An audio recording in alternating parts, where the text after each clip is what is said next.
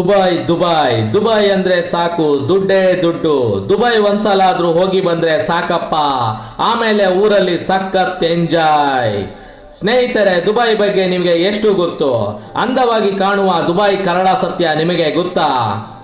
ನಾವೆಲ್ಲ ಸೋಷಿಯಲ್ ಮೀಡಿಯಾದಲ್ಲಿ ಬರೋ ದುಬೈ ವಿಡಿಯೋಸ್ ನೋಡಿ ತುಂಬಾ ಖುಷಿ ಪಡ್ತೀವಿ, ಅಲ್ಲಿನ ಉದ್ದನೆಯ ಬಿಲ್ಡಿಂಗ್ ನೋಡಿ ಥ್ರಿಲ್ ಆಗ್ತೀವಿ.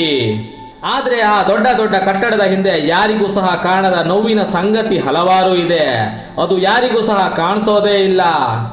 ಕರ್ನಾಟಕ ಹಾಗೂ ಕೇರಳ, ಮುಂಬೈ ಇನ್ನಿತರ ಕಡೆಗಳಿಂದ ಸಾಕಷ್ಟು ಜನರು ಕೆಲಸ ಅಂತ ಹೋದ್ರೆ ದುಬೈಗೆ ಹೋಗ್ಬೇಕು.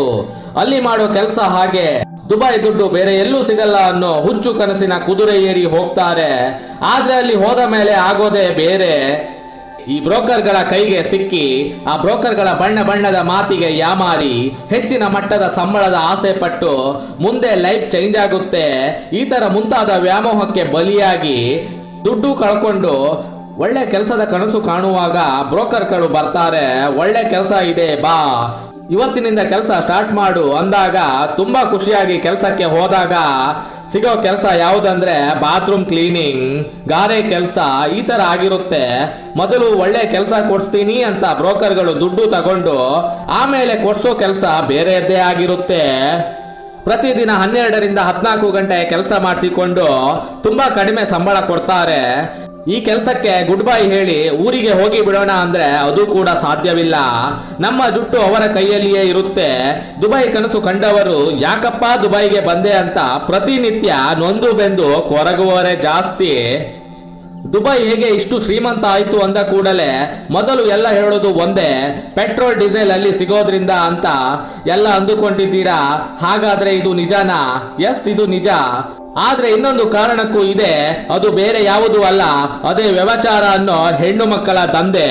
ದುಬೈಗೆ ಬರೋ ಟೂರಿಸ್ಟ್ಗಳ ಜನಸಂಖ್ಯೆ ಜಾಸ್ತಿ ಆಗ್ತಾ ಹೋದಂಗೆ ಈ ರಾಸಲೀಲೆ ಪ್ರಪಂಚ ಅತಿ ಹೆಚ್ಚು ಜಾಸ್ತಿ ಆಗ್ತಾ ಹೋಗುತ್ತೆ. ಕರ್ನಾಟಕ, ಕೇರಳ, ತಮಿಳುನಾಡು, ಆಂಧ್ರ ಈ ಎಲ್ಲಾ ಕಡೆಗಳಿಂದ ಹೆಣ್ಣು ಮಕ್ಕಳಿಗೆ ಒಳ್ಳೆ ಕೆಲಸ ದುಬೈಯಲ್ಲಿ ಇದೆ ಅಂತ ಬ್ರೋಕರ್ಗಳು ಯಾಮಾರಿಸಿ ಈ ಕರಾಳ ಪ್ರಪಂಚಕ್ಕೆ ಕರೆದುಕೊಂಡು ಬರ್ತಾರೆ. ಅಷ್ಟೇ ಅಲ್ಲದೆ ಇವಾಗಿನ ಸೋಷಿಯಲ್ ಮೀಡಿಯಾ ಫೇಮಸ್ ಸ್ಟಾರ್ ಲೇಡೀಸ್ಗಳು ದುಬೈಗೆ ಯಾಕೆ ಒಬ್ಬೊಬ್ಬರೇ ಬರ್ತಾರೆ ಅಂದ್ರೆ ಇದಕ್ಕೆಲ್ಲ ಆನ್ಸರ್ ನಿಮ್ಗೆ ಈಗ ಸಿಕ್ತು ಅಂತ ಅನ್ಕೊಳ್ತೀನಿ. ಚಿನ್ನದ ಕಾರುಗಳು, ಚಿನ್ನದ ಶೂಗಳು, ಎಲ್ಲಿ ನೋಡಿದರೂ ದೊಡ್ಡ ದೊಡ್ಡ ಬಿಲ್ಡಿಂಗ್ಗಳು. ಈ ಸಿಕ್ಕಾಪಟ್ಟೆ ದುಡ್ಡು ಮಾಡೋಕೆ ಕಳ್ಳ ದಾರಿನೇ ಸರಿ. ಇದು ಒನ್ ಲೈನ್ ಸ್ಟೋರಿ. ಇದು ಬುದ್ಧಿ ಇರೋ ಪ್ರತಿಯೊಬ್ಬ ವ್ಯಕ್ತಿಗೂ ಅರ್ಥ ಆಗುತ್ತೆ.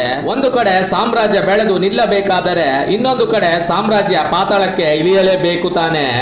ಇದಾಗಿತ್ತು ದುಬೈನ ಅನಾಚಾರದ ಕತೆ. ಮುಂದಿನ ಹೊಸ ವಿಡಿಯೋ ಮೂಲಕ ಮತ್ತೆ ಬರ್ತೀನಿ. ಅಲ್ಲಿ ತನಕ ನೋಡ್ತಾ ಇರಿ. ಯಾರೆಲ್ಲ ಇನ್ನೂ ಕೂಡ ನಮ್ಮ ಚಾನೆಲ್ ಸಬ್ಸ್ಕ್ರೈಬ್ ಮಾಡಿಕೊಂಡಿಲ್ಲ ಅವರೆಲ್ಲ ಆದಷ್ಟು ಬೇಗ ಮಾಡ್ಕೊಳ್ಳಿ. ಬಾಯ್.